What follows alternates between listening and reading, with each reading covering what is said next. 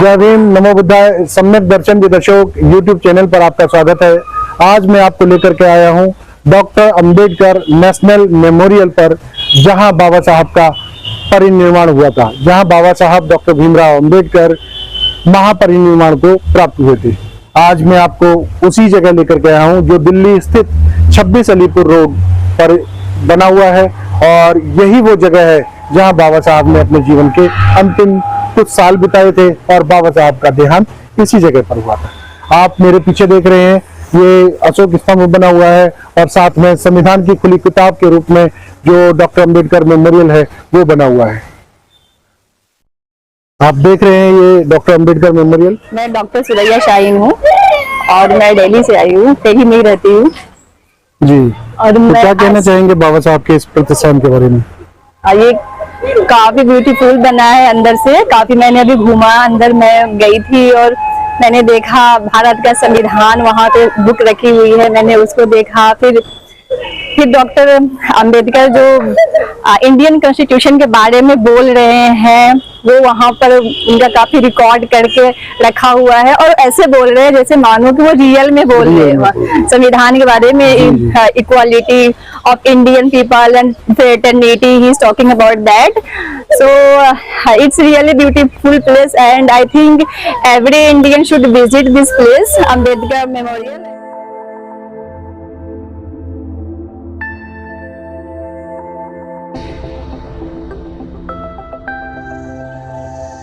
जय भीम, नमो बुद्धाय। सम्यक दर्शन with Ashok YouTube channel पर आपका स्वागत है। आज मैं आपको लेकर आया हूं डॉक्टर अंबेडकर राष्ट्रीय स्मारक, doctor Ambedkar national memorial, 26 Alipur road, Delhi में। आप मेरे पीछे देख रहे हैं, यह है डॉक्टर अंबेडकर राष्ट्रीय स्मारक, जहां बाबा साहब महापरिनिर्वाण को प्राप्त हुए थे।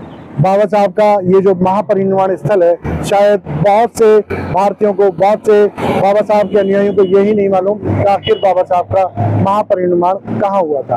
आप मेरे पीछे देख रहे हैं, जो ये वही जगह है जहाँ बाबा साहब डॉक्टर भीमराव अंबेडकर ने अपने जीवन के अंतिम कुछ वर्ष यहाँ बिताए थे, और बाबा साहब यही महापरिनिर्वाण को प्राप्त हुए थे।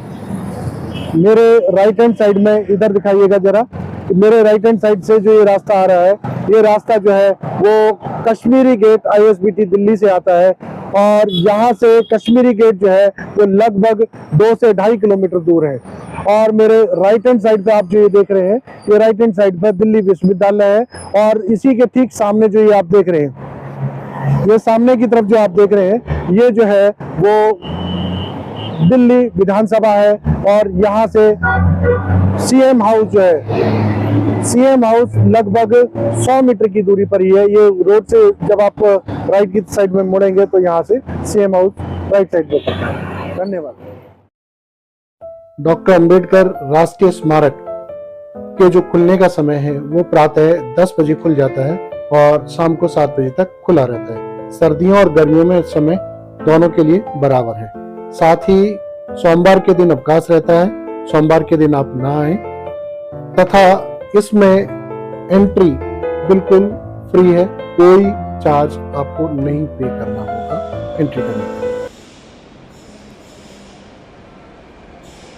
लिए। यदि आप मेट्रो के द्वारा डॉक्टर अंबेडकर राष्ट्रीय स्मारक, doctor Ambedkar national memorial, 26 Alipur road, Delhi आना चाहते हैं, तो आप दिल्ली के किसी भी कोने से मेट्रो को लेकर आप दिल्ली विधानसभा मेट्रो स्टेशन तक पहुंच सकते हैं, और वहां से वॉकिंग डिस्टेंस है, आप पैदल ही दिल्ली 26 अलीपुर रोड बनी डॉक्टर अंबेडकर राष्ट्रीय स्मारक तक पहुंच जाएंगे। और जो दूसरा नियरेस्ट मेट्रो स्टेशन है वो है सिविल लाइन। आप सिविल लाइन मेट्रो स्टेशन उतर कर के भी बाबा साहब के डॉक्टर अंबेडकर राष्ट्रीय स्मारक तक पहुंच सकते हैं। जय भीम, नमो बुद्धाय। सम्यक दर्शन विद अशोक यूट्यूब चैनल पर आपका स्वागत है। आज मैं आपको लेकर के आया हूं डॉक्टर अंबेडकर नेशनल मेमोरियल पर, जहां बाबा साहब का परिनिर्वाण हुआ था, जहां बाबा साहब डॉक्टर भीमराव अंबेडकर महापरिनिर्वाण को प्राप्त हुए थे। आज मैं आपको उसी जगह लेकर के आया हूं जो दिल्ली स्थित 26 अलीपुर रोड पर बना हुआ है, और यही वो जगह है जहां बाबा साहब ने अपने जीवन के अंतिम कुछ साल बिताए थे, और बाबा साहब का देहांत इसी जगह पर हुआ था। आप मेरे पीछे देख रहे हैं, ये अशोक स्तंभ बना हुआ है और साथ में संविधान की खुली किताब के रूप में जो डॉक्टर अंबेडकर मेमोरियल है वो बना हुआ है। आप देख रहे हैं ये डॉक्टर अंबेडकर मेमोरियल। भारत रत्न से सुशोभित बाबा साहेब डॉक्टर भीमराव अंबेडकर 20वीं शताब्दी के सबसे महान व्यक्ति थे।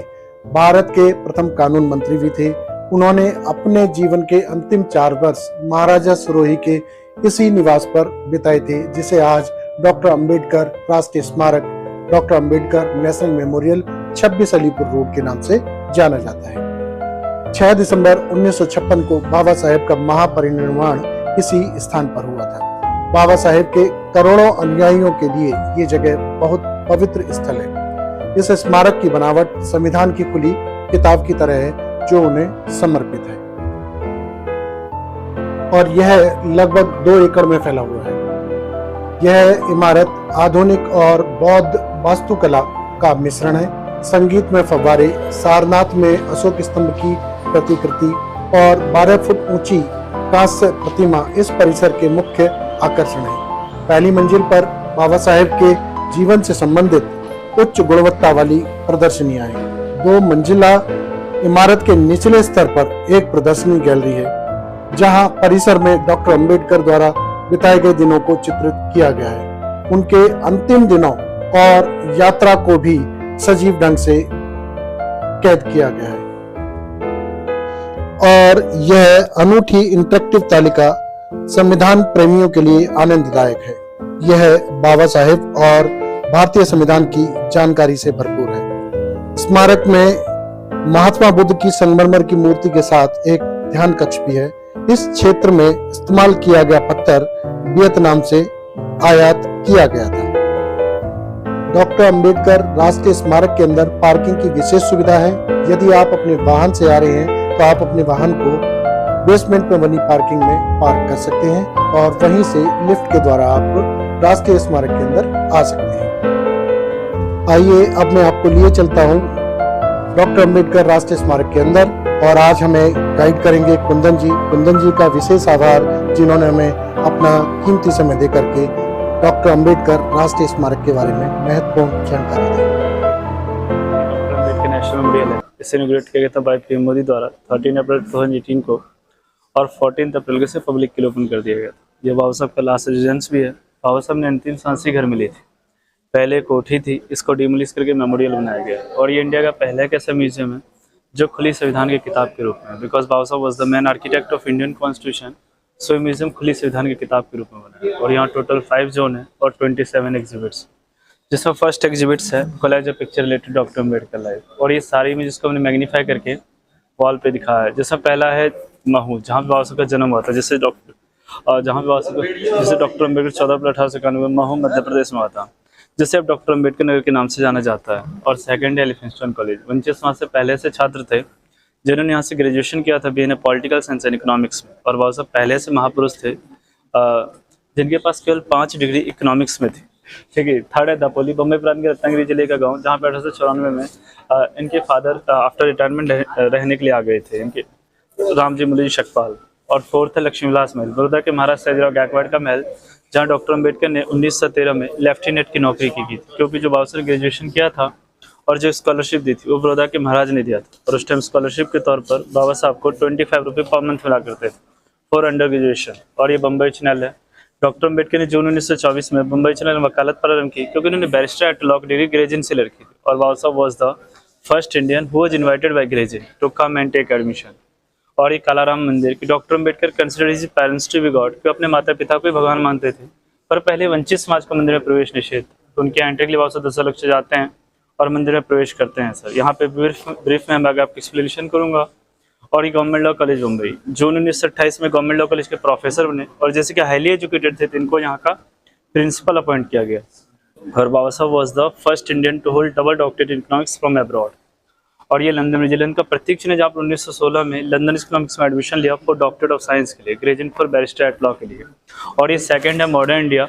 और ये 5 फेसेस से जब बाबा साहब ने मॉडर्न इंडिया में कंट्रीब्यूट किया था। जैसा पहला है वोटिंग का अधिकार, हालांकि पहले ही वोटिंग का अधिकार था, पर पहले क्या होता था कि वाइफ के वोट हस्बैंड ही डालता था, तो उसने बोला गलत है। उसने 1 वोट 1 वैल्यू की पॉलिसी थी। उसने बोला कि अगर एक पीएम वोट करेगा तो भी इसके लिए कर लेंगे और एक जनरल भी वोट करेगा तो भी। तो जैसे एवरी ईयर 25 जनवरी को हम एज इलेक्टोरल डे सेलिब्रेट करते हैं। और सर ये इंडियन कॉन्स्टिट्यूशन का फर्स्ट पेज है, प्रीएम्बल, और ये फर्स्ट रिपब्लिक डे जो इंडिया में सेलिब्रेट किया गया था ना, इस प्रकार सेलिब्रेट किया जाता है। पहले महिलाओं को पढ़ने का अधिकार नहीं था, समानता का अधिकार नहीं था, तो उसने महिला को पढ़ने का और समानता का अधिकार दिया। और ये फैक्ट्री एक्ट है। जब बाबा साहब 1942 से 1946 में जब बाबा साहब British viceroy council labour minister बने तो उन्होंने ट्रेड यूनियन एक्ट को रिफॉर्म किया कि एक लेबर जो है 14 घंटे काम ना करके 8 घंटे काम करेगा। एक कॉन्सेप्ट बाबा साहब डॉक्टर अम्बेडकर ने दिया। जो स्कूल्स, कॉलेज, ऑफिस, हर जगह जो आप 8 घंटे का कॉन्सेप्ट देखते हैं ना, ये बाबा साहब डॉक्टर अम्बेडकर का दिया हुआ है। और हमने ये मॉडर्न दिखाया कि आज महिलाएं हर क्षेत्र में तत्पर है, चाहे वो सिविल सर्विसेज हो, चाहे सीजीएल हो, चाहे इनकम टैक्स हो, चाहे वो एमएनसी का पार्ट हो, चाहे वो जर्नलिज्म का पार्ट हो। आज महिलाएं हर क्षेत्र में तत्पर है। Vacancy see is marching in every field. और ये हॉलो बॉक्स है, इसमें बाबा साहब की ओरिजिनल पिक्स है, कुछ राजगृह की है, कुछ लंदन की है और कुछ कॉन्स्टिट्यूट असेंबली की, जो उस टाइम की कॉन्स्टिट्यूट असेंबली जैसे आज हम सेंट्रल हॉल कहते हैं, जो उस टाइम की कॉन्स्टिट्यूट असेंबली हुआ करती थी। और ये हमारा 3rd एग्जिबिट है, चाइल्डहुड, बचपन। इसमें बाबा साहब का बचपन दिखाया है कि जैसे कि बाबा साहब डिप्राइव क्लासेस से बिलोंग करते थे तो इनका स्कूल में एडमिशन नहीं हुआ, लेकिन जैसे कि इनके फादर ब्रिटिश आर्मी में थे तो उनके रेफरेंस से इनके स्कूल में एडमिशन तो हो गया, लेकिन इन्हें पानी पीने तक का अधिकार नहीं था। जबकि बाबा साहब इन चाइल्डहुड 8 to 10 आवर्स रोज पढ़ा करते थे। अपने क्लास में बाबा साहब अव्वल आया करते थे। एक बार क्या हुआ कि मैथ्स की टीचर है और कुछ क्वेश्चन पुटअप किया, जो क्लास में बैठे छात्र आंसर नहीं दे पाए, और जो बाबा साहब बाहर बैठ के पढ़ रहे होते वो हाथ खड़े करते कहते कि मैं इसका आंसर दे सकता हूँ, और बाबा साहब उसका एक्यूरेट आंसर दिया। और आप देख सकते बाबा साहब को पढ़ने में कितनी रुचि थी। उनको जहाँ भी मौका मिलता था वो वहाँ बैठकर पढ़ा करते थे। He used to study 8 to 10 hours per day. और बाबा साहब की शादी बचपन में हो गई थी माता रमाबाई से, क्योंकि उस टाइम बाल विवाह प्रचलन में था। जब माता रमाबाई 9 वर्ष की थी और बाबा साहब 17 ईयर्स के थे। किसी जगह आपको 15 ईयर्स मिलेगा, बट जो 17 ईयर्स वो एक्यूरेट है और मिनिस्ट्री अप्रूव्ड है सर। ठीक है, प्लीज कम। और देखिए इसमें बाबा साहब के स्किलिंग ने फर्दर स्टडीज दिखाया है कि इनकी पहली अचीवमेंट 1907 में 10th क्लास किया, 1909 में इंटर किया, जिसे हम दिल्ली में 10+2 कहते हैं ना, उसे स्टेट में इंटर कहा जाता है। और 1912 में ग्रेजुएशन किया BA in political science and economics में। और उसके बाद बाबा साहब बड़ौदा चले गए जॉब करने के लिए, लेकिन उसी दौरान उनके फादर का देहांत हो जाता है, रामजी मुलोजी शकपाल का। और जैसे कि उनके फादर चाहते थे कि बाबा साहब पढ़े लिखे अपने लाइफ में कुछ करें, तो इनके टीचर थे दादा अर्जुन कलुष्कर। उन्होंने बड़ौदा के महाराज को रेफरेंस दिया कि लड़का पढ़ना चाहता है, अपने लाइफ में कुछ करना चाहता है, तो इनको स्कॉलरशिप दी जाती है 11.50 पाउंड का। हालांकि आप देखेंगे सर कि उस टाइम का 11.50 पाउंड आज की इंडियन करेंसी में according to Indian gold rate approx 1 lakh rupees होता है, जो उस जमाने बाबा साहब को पर मंथ मिला करता था। तो वहाँ से स्कॉलरशिप लेते हैं और कोलंबिया कैंपस पढ़ने जाते हैं। From 1913 to 1916 he stay in Columbia campus where is experience freedom and equality. जो स्वतंत्रता और समानता का अनुभव हुआ था ना, वो बाबा साहब को कोलंबिया कैंपस में हुआ था। यहाँ पे लाइब्रेरी खुलने से पहले पहुंच जाते थे और लाइब्रेरी बंद होने तक बाबा साहब पढ़ा करते थे। बाबा साहब 18 घंटे रोज पढ़ा करते थे। यहाँ पे जिनका मेन सब्जेक्ट था वो इकोनॉमिक्स था। एंसिलरी सब्जेक्ट में बहुत सारे पढ़ लेते, philosophy, sociology, anthropology, history, pol science. And Baba Saheb was the master in the 64 subject. जब सन 2014 में कोलंबिया यूनिवर्सिटी ने सर्च किया कि who is the best student of Columbia campus, तो Baba Saheb was the first student, so Columbia university had awarded the symbol of knowledge. और आज भी कोलंबिया मानती है कि बाबा साहब जैसा छात्र नहीं आया। और उसके बाद बाबा साहब 1916 में लंदन इकोनॉमिक्स में एडमिशन लिया। इंडिया आते हैं और गुजरात जाते हैं सर। ये बड़ौदा का सीन है। और ये है बड़ौदा के महाराज सयाजीराव गायकवाड़, जिन्होंने बाबा साहब को स्कॉलरशिप दिया 11.50 पाउंड का सर। आप यहाँ पे देख सकते हैं सर कि जब बाबा साहब मिलिट्री अकाउंट ऑफिस में सैन्य सचिव के पद पर काम कर रहे हैं, एज ए मिलिट्री सेक्रेटरी के पद पर पोस्टेड है, तो देखिए प्यून से पानी मांगो तो पानी नहीं देते, पानी मांगो तो पानी नहीं देते, फाइल मांगो तो फाइल फेंक के देते, बस इसलिए कि बाबा साहब महार जाति से बिलोंग करते थे। जबकि बाबा साहब एज ए पीसीएस ऑफिसर कर रहे थे, क्लास 1 ऑफिसर। और यहाँ पर बाबा साहब पारसी धर्मशाला में रहा करते थे। जब पारसी लोगों को पता चल जाता है कि Baba Saheb does not belong to Parsi caste, तो उनको वहां से भी निकाल दिया जाता है। बाबा साहब बड़ौदा के महाराज से कंसल्ट करते हैं और उस टाइम में भी जाति प्रथा के दिवस होते हैं। हालांकि कहते हैं कि मैंने आपको इतने पद पे बिठाया, ये भी बहुत रेवोल्यूशन है, लेकिन उस टाइम जाति प्रथा चरम सीमा पे थी। तो Baba Saheb introspection that he had decided I will resign from this post and I will go back to Mumbai. हालांकि जब मैंने स्टडी किया तो मैंने देखा कि बड़ौदा के महाराज बाबा साहब को रियासत में फाइनेंस मिनिस्टर मानना चाहते थे, वित्त मंत्री, लेकिन जाति प्रथा का बना नहीं पाए। और here are the photos of Baroda and after that Parsi धर्मशाला, कि जब पारसी लोगों को पता चल जाता है कि Baba Saheb does not belong to Parsi caste, उनको वहां से निकालने के लिए आते हैं। और देख मुस्लिम है, सिख है, क्रिश्चियन, ये मुझे स्वीकार नहीं है। बाबा साहब का मानना था कि भाषा, संस्कृति, राज्य के प्रति निष्ठा से ऊपर है भारतीय होने की निष्ठा, इसलिए हम प्रथम भारतीय हैं और अंत तक भारतीय ही रहेंगे। और उसका सबसे बेस्ट एग्जाम्पल है हमारा इंडियन कॉन्स्टिट्यूशन सर, भारत का संविधान। आइए सर प्लीज होम टाउन जाने के लिए तो ट्रेन का वेट कर होते हैं, ट्रेन अप्रोक्स डिले होती है। तो बाबा साहब बड़ौदा रेलवे स्टेशन की जस्ट बराबर में सयाजी बाग होता है। बाबा साहब बरगद के पेड़ के नीचे बैठते हैं और सोचने के मैं इतना ज्यादा पढ़ा लिखा होने के बावजूद, इतने बड़े पद पे होने के बावजूद जब मेरे साथ ऐसा भेदभाव किया गया तो समाज के विभिन्न तबकों को क्या हाल होता होगा? What would happen to different sections of my society when my society is not educated? Then they decided कि I will become a crusader of social justice sir, कि मैं सामाजिक योद्धा बन के रहूंगा, समाज में परिवर्तन करके रहूंगा। तो जो संकल्प लेते हैं तो उस भूमि को संकल्प भूमि कहा गया। और आप पाएंगे कि बाबा साहब के लाइफ का टर्निंग पॉइंट यहीं से स्टार्ट हो जाता है। वी कैन सी कि मेकिंग विद डॉक्टर अम्बेडकर, कि बाबा साहब का बनना यहीं से शुरू होता है। सोचो इस महापुरुष ने अगर यहाँ नहीं सोचा होता तो हमारा इंडिया कहाँ होता? He had given a best Indian constitution in the world sir।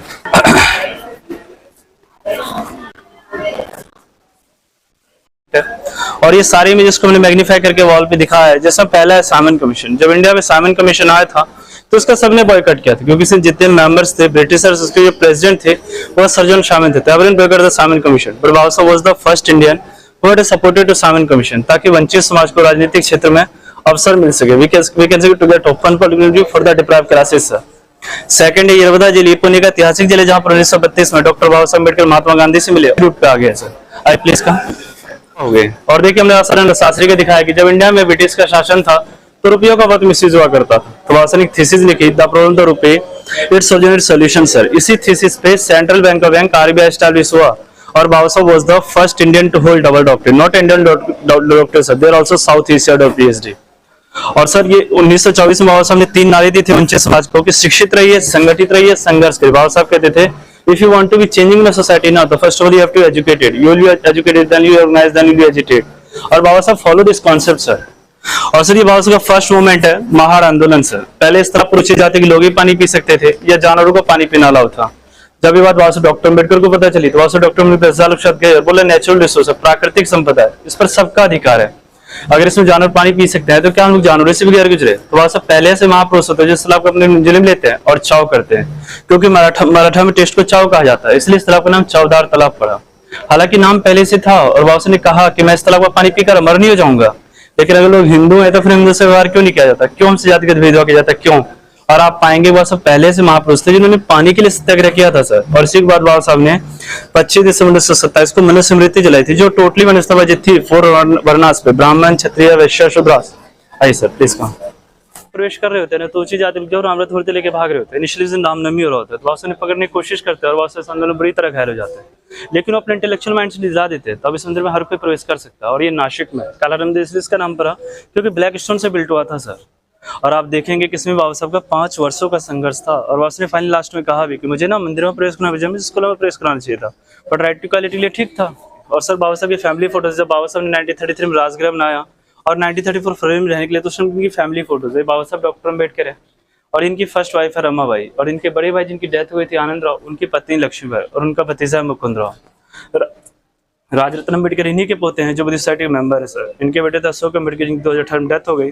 Ashok Ambedkar के बेटे हैं राजरत्न अम्बेडकर सर। और ये बाबा साहब के सन है यशवंत राव अम्बेडकर, इन्हीं के बेटे हैं प्रकाश अम्बेडकर बाबा साहब की। इनकी पहली पत्नी थी माता रमाबाई, कुपोषण का शिकार हो गई थी। Doctor Ambedkar beautiful wife Ramabai became a victim of malnutrition. Baba Sahib tried to save her, she not save her. She died on 1935. The Baba Sahib gone into depression, and after a few months they found himself like a monk from. Then initially people are calling him Baba Sahib. हालांकि आप देखेंगे कि जो महाराष्ट्र की female होती है ना, वो अपने हस्बैंड को साहब कहा करती है, तो माता रमाबाई उसको साहब कहा करती थी और बाबा साहब प्यार से रामू कहा करते थे। और जब इनकी डेथ हुई तो बाबा साहब डिप्रेशन में गए, खुद को आइसोलेट किया, और जब घर से कुछ बाहर निकले ना तो वो साधु वेश में निकले। तो जो इनका अनुयायी होते हैं बाबा और साहब बैठ करके बाबा साहब कहते हैं।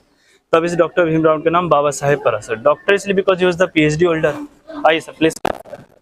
बाबा Saheb was the first Indian to hold double doctorate. और ये उस टाइम के लेटर से जो बाबा साहब लिखे थे सर, ये एलिफिंस्टन कॉलेज का है, ये बॉर्न यूनिवर्सिटी का, ये लंदन स्कूल उसका स्टूडेंट पास है, और ये गिरिजन की फ्री शिफ्ट है सर। और जब अंडरग्रेजुएशन कर रहे थे एलिफिंस्टन कॉलेज में BA in political science and economics में, तो आप देख सकते 3rd नंबर उनका नाम है सर।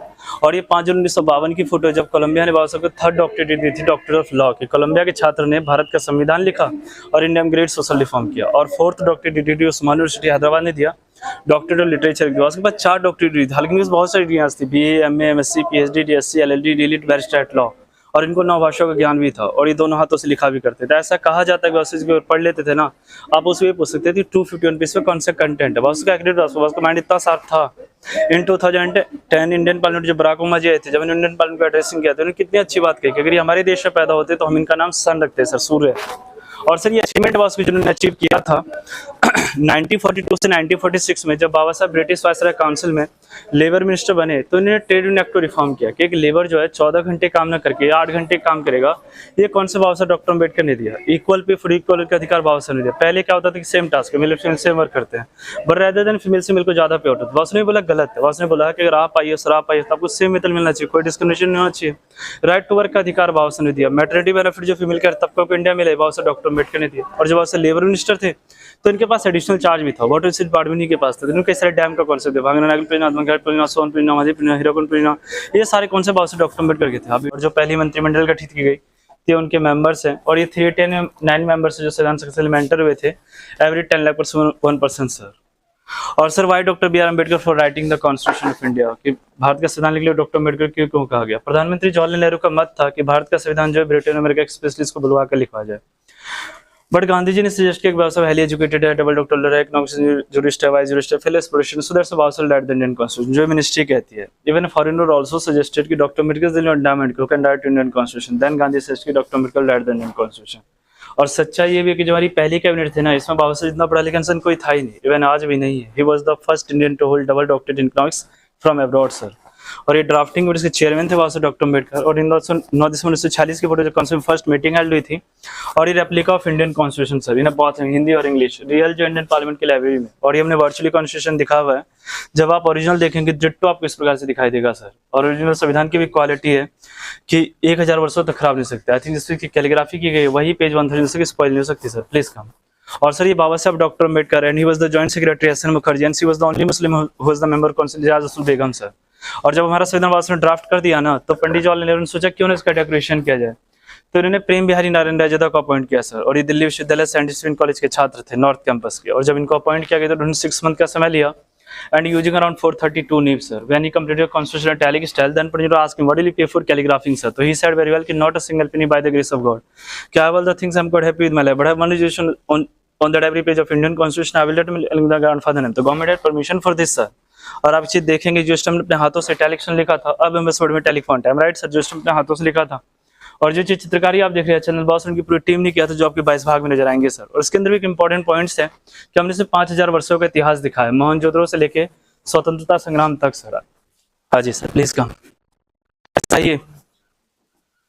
और सर ये बुद्धिज्म का पार्ट है, और इसमें ओरिजिनल वीडियो क्लिप है बाबा साहब की बौद्ध धर्म की दीक्षा लेते हैं। जब बाबा साहब ने 14 अक्टूबर 1956 को बौद्ध धर्म की दीक्षा ली विद वाइफ डॉक्टर सविता प्रसाद भंते चंद्रमणि के द्वारा, तो अप्रोक्स 7 लाख फॉलोअर्स आए। तो बाबा साहब ने सभी से पूछा कि कौन कौन परिवर्तित होना चाहते हैं, तो सभी हाथ खड़े करते हैं और कहते हैं हम सभी परिवर्तित होना चाहते हैं। तो बाबा साहब सबको बौद्ध धर्म की दीक्षा देते हैं और सब बुद्धिस्ट हो जाते हैं। हालांकि बाबा साहब ने 13 अक्टूबर 1935 को नासिक कबला में कह दिया था कि मैंने हिंदू धर्म में जन्म तो लिया जो मेरे बस में नहीं था, पर मैं हिंदू धर्म में हरगिज नहीं मरूंगा, क्योंकि बाबा साहब चाहकर भी सोनू का हृदय परिवर्तन नहीं कर पा रहे थे।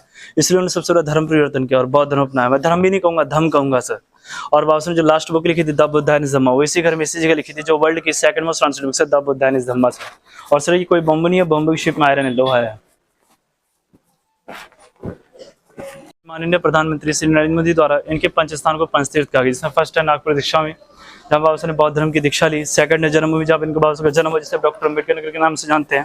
थर्ड है दादर चितौनी चौपाटी जहाँ इनका अंतिम संस्कार के बुद्धिस्ट स्मरण में। फोर्थ है लंदन शिक्षा में जहाँ डॉक्टर ऑफ साइंस की डिग्री ली। और फिफ्थ है दिस प्लेस महाप्रियान में, क्योंकि इसको महाप्रियान भूमि भी कहते हैं। और सभी बाबा की फाइनल डेथ पे अंतिम सांस ली थी इस घर में, इनके ड्राइंग उनके फोटोज हैं। And he was the P of doctor Ambedkar sir, mister Nanak Chandra Rattu. और ये सोहनलाल शास्त्री सर, जिन्होंने बाबा की रेगनिंग बुक भी लिखी थी बाबा के संपर्क में 25 वर्ष sir. Here are the photos sun by Delhi and after that Mumbai. इनके अंतिम दर्शन को मुंबई में 10 लाख लोग आए, जो अपने आप में एक रिकॉर्ड है सर। उस टाइम कोई मीडिया को एडवर्टाइजमेंट कुछ नहीं था, तो इनके अंतिम दर्शन को 10 लाख लोग आए। आप देख सकते हैं लोगों की जगह न होने के कारण लोग पैरों पर चढ़ के देख रहे बस बाबा साहब के अंतिम दर्शन हो जाए।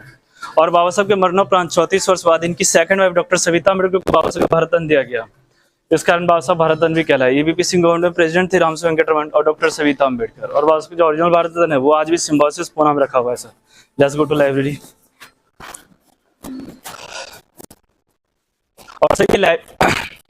और सर ये लाइब्रेरी है जहाँ हम सब पढ़ा करते थे। ऑल थिंग्स रेप्लिका सर, ये बुक्स वगैरह सब डमी है। इनकी जो ओरिजिनल बुक्स है ना वो सिम्बोसिस और सिद्धार्थ कॉलेज में है सर। होता क्या कि जब यूनिवर्सिटी लेटर लिखते हैं हमारी सेक्रेटरी मैडम कि कुछ बुक्स हमें दे दीजिए अराउंड 1000, जैसे कि हम बाबा साहब के म्यूजियम बना रहे हैं, तो किसी उसने डिनाई कर देते हैं। तो जो हमारे सीनियर्स ऑफिसर्स होते हैं वो रियल के पेज की फोटो क्लिक करते हैं और वैसे रेप्लिका क्रिएट कर देते हैं, ऑल आर डमी सर। और बाबा की डेथ हुई थी 5:40 मॉर्निंग में, हमने गरीब रोग की दिखा हुई है सर। हालांकि बाबा की डेथ तो 5 और 6 दिसंबर के बीच ही हो जाती है, बट जो डॉक्टर सविता अम्बेडकर चाय लेके आते देखते इस टाइम बाबा की बॉडी मूवमेंट नहीं रखते, यही टाइम मान लिया जाता है सर। और ये टैबलेट फैन ये भी कॉपी है, ओरिजिनल जो है नागपुर की चिंचोली में, वहाँ पे 2 टैबलेट है, जिससे भारत का सरेंडर ड्राफ्ट था, दूसरा जिसपे हिंदू का ड्राफ्ट हुआ था। और बाबा के समकालीन लिखी चीज जब बुद्धा स्टेजवास के टाइम का है सर। और बाबा ऑल्सो स्टेप वायलिन, ऐसा कहा जाता है कि जब महात्मा गांधी की डेथ हुई तो बाबा के दो में 2 घंटे कंटिन्यू वायलिन बजाया था सर। और सर ये टेस्टिमोनियल से जिसमें सभी ने कुछ ना कुछ कहा था। डॉक्टर नेल्सन मंडेला ने कहा था अगर मुझे इंडिया से कुछ लेना हो ना तो भारत का संविधान लूंगा, जिससे देखकर अपने देश का संविधान लिखूंगा। और नोबेल प्राइज अमर्त्य सेन ने कहा था कि जो इकोनॉमिक्स के पिता है ना बाबा साहब डॉक्टर अम्बेडकर है। और हमारे प्रथम प्रधानमंत्री पंडित जवाहरलाल नेहरू ने कहा था कि इनका नाम जो इतिहास में सुनहरे अक्षरों में लिखा जाएगा सर। और सर ये लास्ट एग्जिबिट है मेडिटेशन हॉल सर,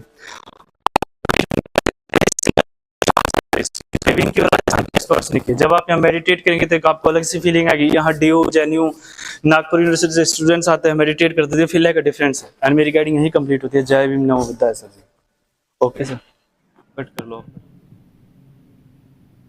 आप जो ये देख रहे हैं तथागत बुद्ध की प्रतिमा, ये वही जगह बताई जाती है जहां बाबा साहब डॉक्टर भीमराव अंबेडकर ने अपने जीवन की अंतिम सांस ली थी, और उसी जगह पर इस प्रतिमा को स्थापित किया गया है।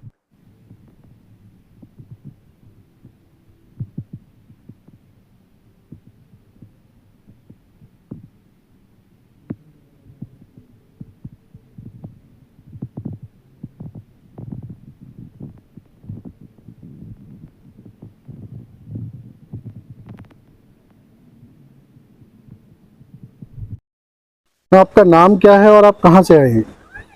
मैं डॉक्टर सुरैया शाहीन हूँ और मैं दिल्ली से आई हूँ, दिल्ली में ही रहती हूँ। जी, और तो मैं क्या कहना चाहेंगे बाबा साहब के इस प्रतिष्ठान के बारे में? ये काफी ब्यूटीफुल बना है अंदर से, काफी मैंने अभी घूमा, अंदर मैं गई थी और मैंने देखा भारत का संविधान वहाँ पे बुक रखी हुई है, मैंने उसको देखा। फिर डॉक्टर अंबेडकर जो इंडियन कॉन्स्टिट्यूशन के बारे में बोल रहे हैं वो वहाँ पर उनका काफी रिकॉर्ड करके रखा हुआ है, और ऐसे बोल रहे हैं जैसे मानो कि वो रियल में बोल रहे हैं संविधान के बारे में। Equality of Indian people and fraternity, he is talking about that. So it's really beautiful place, and I think every Indian should visit this place, Ambedkar Memorial. And this memorial was launched last month, 18th April 2024. And I think so many people are ignorant of Dr. Ambedkar's constitution, so everybody should visit here and understand and know about his about the life of Ambedkar and about the Constitution of India, so that a good awareness inside the people will be spread. So that's it. Thank you. आपको doctor Ambedkar राष्ट्रीय स्मारक के बारे में हमारे द्वारा दी गई जानकारी कैसी लगी, ये हमें कमेंट्स करके जरूर बताएं। यदि आपको हमारा वीडियो पसंद आया हो तो कृपया हमारे वीडियो को लाइक करें, चैनल को सब्सक्राइब करें तथा बेल आइकन का बटन दबाना न भूलें। और इस वीडियो को अधिक से अधिक शेयर करें ताकि बाबा साहब के अनुयायियों तक ये वीडियो पहुंच सके और अधिक से अधिक लोगों को डॉक्टर अंबेडकर नेशनल मेमोरियल के बारे में जानकारी मिल सके। धन्यवाद। थैंक यू फॉर वॉचिंग सम्यक दर्शन विद द शो।